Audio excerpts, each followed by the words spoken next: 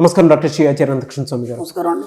So సబ్జెక్ట్లోకి వెళ్లే ముందు classes ఎప్పుడెప్పుడు ఎక్కడెక్కడ ఉండే అవకాశం ఉంటుందని ఒకసారి చూద్దాం. Sure sir. మనకండి ఈ 2024 అండి, మనకి 18 ఫిబ్రవరి వచ్చేసి విశాఖపట్నంలో ఉంటుందండి, వైజాగ్లో. అలాగే 25 ఫిబ్రవరి వచ్చి అనంతపూర్లో ఉంటుంది. 3 మార్చి వచ్చి మనకి బెంగళూరులో ఉంటుంది. 10 మార్చి వచ్చి మనకి రాజమండ్రిలో ఉంటుంది. 17 మార్చి వచ్చి హైదరాబాద్లో ఉంటుంది. మళ్ళీ 31 మార్చి వచ్చి తిరుపతిలో ఉంటుంది. ఈ విధంగా తొందరగా ఎన్రోల్ చేసుకోండి. సమ్మర్ వస్తుంది, చాలా రష్గా ఉన్నాయి క్లాసెస్, వీలైనంత తొందరగా ఎన్రోల్ చేసుకోండి. తాకట్టులో ఉన్న బంగారాన్ని విడిపించి ఆ రోజు ఆన్లైన్ రేటుకే మేము కొంటాం. Sharma gold company. 593వ money Mantra video. So previous వీడియోలో మీరు ఒక మాట అన్నారు, అంటే ఒక మనిషి తను తాను నెగిటివ్గా ప్రొజెక్ట్ చేసుకోవాలి అనుకున్నప్పుడు ఆ ఆలోచనలు కానీ అతను కానీ ఆ విధంగానే మారాలి అని అంటే ఇంకొక నెగిటివ్ థాట్ మీద ఫోకస్ ఎప్పుడు ఉండకూడదు. ఆ షిఫ్ట్ ఎప్పుడైతే అయిపోతూ ఉంటుందో ఆటోమేటిక్గా నెగటివ్ ఆరా అంతా పాకిపోతూ ఉంటుంది అనమాట. ఒక్కొక్క మైకంలో ఉన్నట్టే ఉంటుందండి. దాని నుంచి బయటికి రాడి. అవును, బయటికి రాలేడు. అవును. 593వ మనీ మంత్ర వీడియో. ఈ వీడియోలో ఏం చెప్తున్నారు? ఇప్పుడు మనం ఇంట్లో ఏంటంటే ఒక వస్తువు పోయిన తర్వాత అందరం దాని గురించి చదువుతాం. ఓకే, అది ఎవరికి దొరుకుతుంది? మీ ఇంటి ఆవిడకే దొరుకుతుంది, ఇంకెవరికి దొరకదు. అవునా కదా? అంతా రెడీ అయిపోతాము, మనం ఆఫీస్కి బయలుదేరుతాం. ఆఫీస్కి బయలుదేరే ముందు కరెక్ట్గా కీ మర్చిపోతాం మనం. ఓకేనా? కార్కి కానీ వెహికల్కి కానీ మర్చిపోతాం. మళ్ళీ గట్టిగా అరిస్తే ఆమెని తీసుకొచ్చేస్తుంది మనకి. పిల్లలకు దొరకదు, మీకు దొరకదు, ఆమెకి ఎందుకు దొరుకుతుంది? అర్థమైందా? అంటే డబ్బు మన దగ్గరికి ఎందుకు రావట్లేదు, డబ్బు మనకి అందుబాటులో ఎందుకు లేదు, ఆ డబ్బు గురించి మనం ఎందుకు బాధపడుతున్నాం, ఆర్థిక పరిస్థితులు మన ఎందుకు పట్టి పీడిస్తున్నాయంటే వాటి పట్ల నువ్వు ఎరక కలిగి లేదు. అర్థమైందా? ఇప్పుడు ఆ పోయిన వస్తువు మీద ఆమెకి ఎరక కలిగి ఉంది. ఈయన ఎట్లాగూ కీ మర్చిపోతాడు, ఆ కీ ఎక్కడెక్కడ పెడతాడు ఆమెకి ఎరక కలిగి ఉంది. అర్థమైందా? పిల్లలు సాక్స్ అవి ఎక్కడో పడేస్తారు, సోఫా కిందనే అక్కడ. అది ఏమి దాని పట్ల ఎరక కలిగి ఉంది. విచిత్రం ఏంటంటే, మనకు బాధాకరమైన విషయం ఏంటంటే, ఆ తల్లి అనేది తనను తాను చూసుకోకుండా అందరి గురించి చూస్తుంది. అందరి పట్ల ఎరక కలిగి ఉంది, ఆమె పట్ల ఎరక మర్చిపోయింది. 24/7. అర్థమైందా? కాబట్టి ఎప్పుడైతే నువ్వు ఎరక కలిగి ఉంటావో అప్పుడు కదా నీ దగ్గరికి ఏదైనా వస్తుంది. ఆ ఎరక కలిగినంత మటుకు ఏది రాదు. అక్కడ ఏం జరుగుతుందంటే, ఆ ప్రహ్లాదుడు హిరణ్యకశిపుడు ఏమంటాడంటే, ఎక్కడున్నాడు ఆయన? అర్థమైందా? ఆ స్వామి ఉన్నాడన్నావు, నీ దేవుడు ఉన్నాడన్నావు, ఎక్కడున్నాడు? ఇక్కడ ఉన్నాడు, అక్కడ ఉన్నాడు. ఓకేనా? ఎందెందు వెతికినా అందందే కలడు, చక్రి సర్వోపగతుండు. ఓకేనా? అంటే ఎక్కడ చూస్తే అక్కడ ఉన్నాడు ఆయన అన్నాడు. ఇప్పుడు ఇక్కడ ఉన్నాడు అన్నాడు. ఉన్నాడు అనగా నేను సంవత్సరం వచ్చేసి అక్కడ నిల్చున్నాడు. ఎందుకంటే ఒకవేళ పొరపడ్డాడు అక్కడ కొడితే నేను లేననుకో, వీడు మాట పోతుంది కదా. వాడు ఉన్నాడు ఇంతే. మళ్ళీ ఎక్కడ ఉందంటే ఇక్కడ అన్నాడు. ఎక్కడ ఆన్సర్ కంటే మళ్ళీ అక్కడ పోయి నిల్చున్నాడు. అర్థమైందా? అంటే ఈ పిల్లాడు వాడు చెప్తున్నాడు, వాడు ప్రశాంతంగా ఉన్నాడు, టెన్షన్ పడేది నృసింహస్వామి. ఎక్కడ కొడతాడో తెలియదు. అక్కడ నేను బయటికి రాకపోతే వాడు వాల్యూ పోతుంది కదా, దాని విలువ ఏముంటుంది. అందుకని చెప్పేసి ఎక్కడ పడితే అక్కడ ఉన్నాడు. అలాగే డబ్బు సంపద ఐశ్వర్యం మన చుట్టుపక్కల ఎక్కడ పడితే అక్కడే ఉంది. కానీ ఏనాడు మనం దాన్ని చూడలేదు, నమ్మకంగా దాన్ని నమ్మలేదు, కాబట్టి మన దగ్గరికి రావట్లేదు. మీరు అలా చెప్తుంటే నాకేం గుర్తొస్తుందంటే, తదేకంగా మనం ఏ విషయాన్నైనా ఏ వస్తువునైనా చూసినప్పుడు తెలియకుండా ఒక బిజినెస్ ఐడియా కూడా క్రియేట్ అవుతూ ఉంటుంది.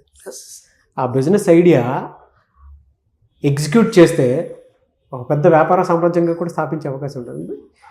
ఏముంది గురించి, జనరల్గా ఎవరైనా మ్యాచ్ స్టిక్స్ చూడడానికి రోజు మనం వాడే వస్తువే, దాంట్లో అప్డేట్ వెర్షన్ ఏదైనా తీసుకొని వచ్చామనుకోండి. ఇప్పుడు మ్యాచ్ స్టిక్కే లైటర్ కిందకు వచ్చింది, కొంతమంది ఇంకొక రకంగా ఇది చేసుకుంటున్నారు.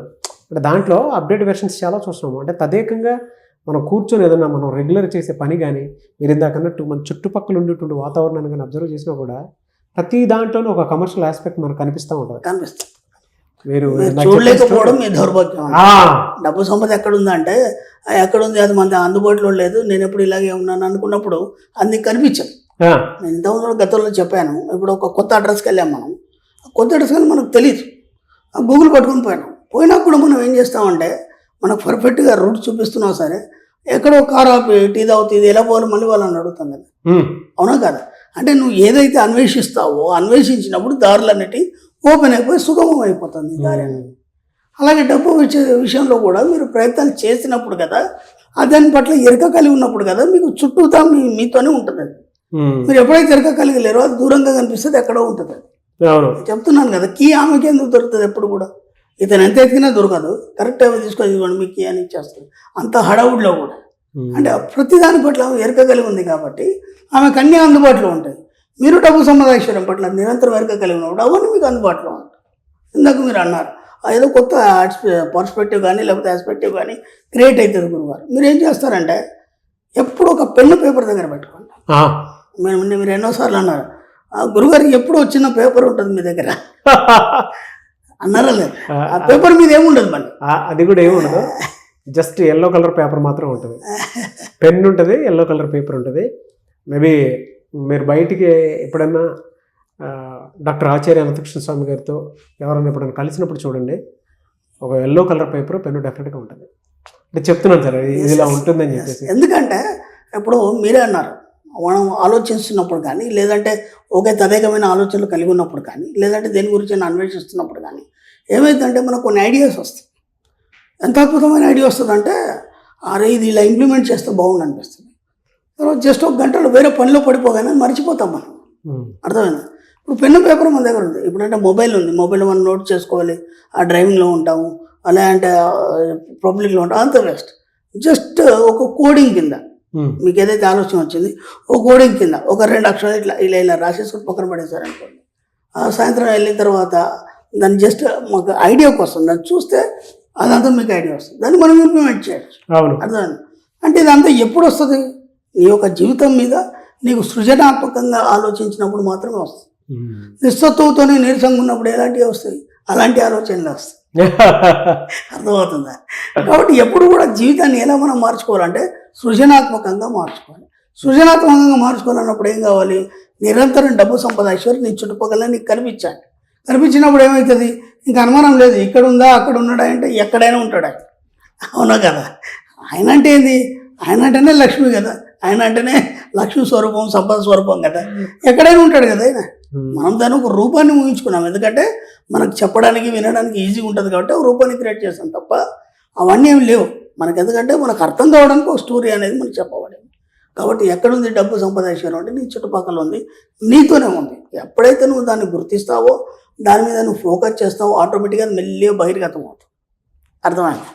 అప్పుడు చిన్న ఎగ్జాంపుల్ ఏంటంటే అప్పుడు ఒక సింహం ఉంది, వేటకెళ్ళింది, లోపల ఒక మృగం ఉంది లేదంటే కుందేళ్ళు ఉంది లేకపోతే ఏదో ఒకటి ఒక జంతువు ఉంది.